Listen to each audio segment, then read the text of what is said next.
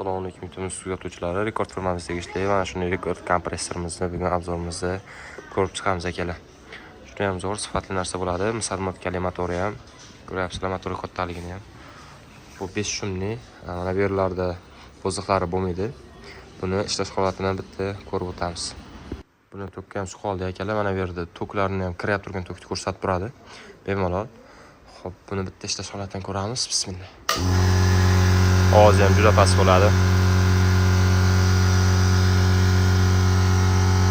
Ko'tarib berishlari ham, dardan ko'tarib berishlari ham tez bo'ladi. Bundan tashqari chiqarish holatlari bitta shtutsir va bitta shlang qo'yib chiqarsalar ham bo'ladi. Bundan tashqari kondensatorlar o'zi bilan joylashgan. Bu kondensator nima vazifani bajarib beradi? Asosan toklarning past bo'lib ko'payib ketib qoladigan bo'lsa, motorga urolmaydi. Mana shu kondensatorga bog'liq bo'ladi. Agar mabodoga mana bu qizil knopkachasi bor, bu chiqib qoladi. Shunday tiqib turib ishlasanglar ham bo'laveradi. Motor quvvatiga kelib turadigan bo'lsa 1680 watt bo'ladi. Ko'ryapsizlar, motor ham sarmotkali. 50 litrli kompressorimiz bochkasi. Hatiga 1.430 ming so'm qilib beryapmiz. Bemalol ulgurib qolinglar.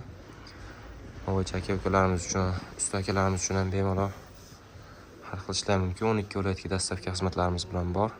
Albatta kelishgan hollarda videomiz yoqqan bo'lsa, like, podpiska tugmasini bosib qo'yishingizdan chiqmasin. Orqa taraflarni ko'rsatib o'tamiz.